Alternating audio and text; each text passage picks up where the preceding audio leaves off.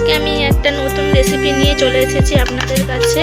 তো দেখতেই পাচ্ছেন এখানে পাঁপড়। তো আমি আজকে পাঁপড়ের রেসিপি বানাবো, নতুন একটা রেসিপি। আপনারা খেয়েছেন কিনা বলতে পারবো না, তবে এটা একটা খুব সুস্বাদু খাবার।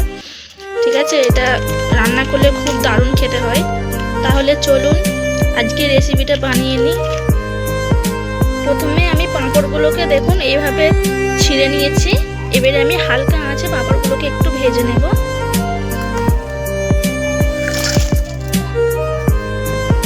দেখুন বন্ধুরা, আমি কিন্তু তেল ছাড়াই একটু নাড়িয়ে নেবো হালকা করে, তো তেল দিলে কিন্তু হবে না।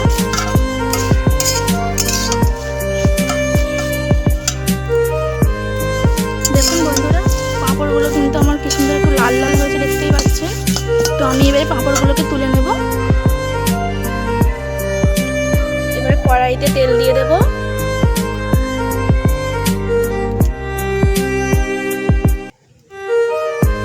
আমি একটা শুকনো লঙ্কা আর জিরে ফোড়ন দিয়ে দেব।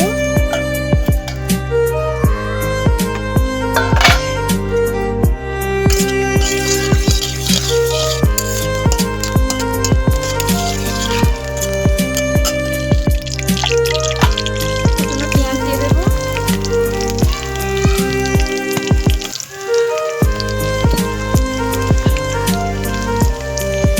আদা থেতো করে রেখেছিলাম, দিয়ে দেবো। আপনারা আদাটা বাটবেন না, আদাটাকে এরকম হালকা থেতো করে নেবেন।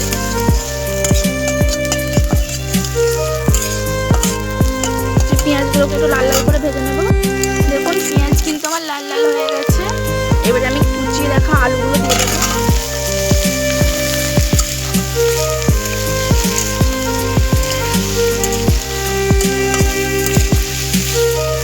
আলুগুলো আমার একটু মোটা মোটা কাটা হয়ে গেছে, কিন্তু আলুগুলো আপনারা যত সরু করবেন ততই কিন্তু ভালো।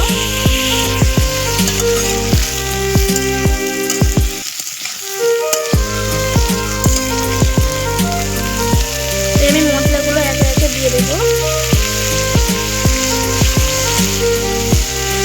লবণ আপনারা স্বাদ মতন দেবেন।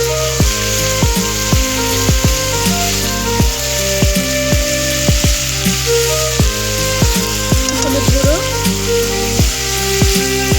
লঙ্কার গুঁড়ো, আমি তো লঙ্কার গুঁড়ো বেশি দিয়েছি। যত বেশি লঙ্কার গুঁড়ো মানে যত ঝাল ঝাল একটু খাবে তত কিন্তু ভালো লাগবে। যত ঝাল দিতে পারবেন ততই ভালো।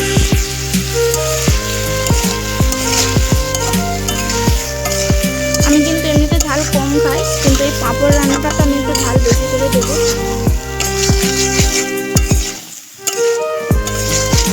আলুগুলোকে আমি একটু ভালোভাবে কষিয়ে নেব। সামান্য জল দেবো।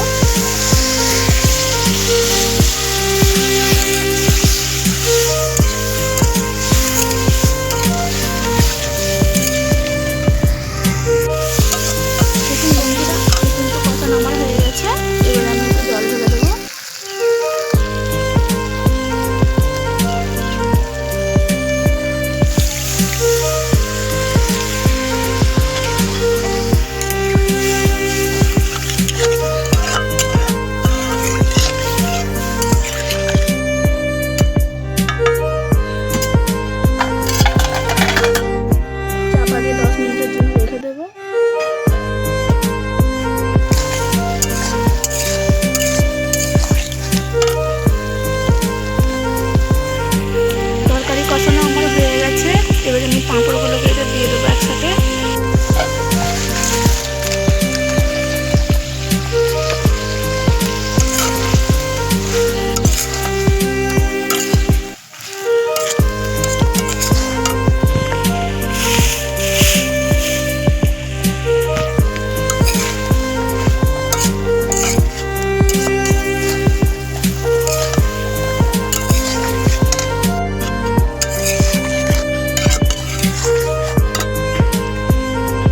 ভিডিওটা যদি ভালো লাগে বন্ধুরা একটা লাইক, কমেন্ট, শেয়ার আর সাবস্ক্রাইব করতে কিন্তু ভুলবেন না।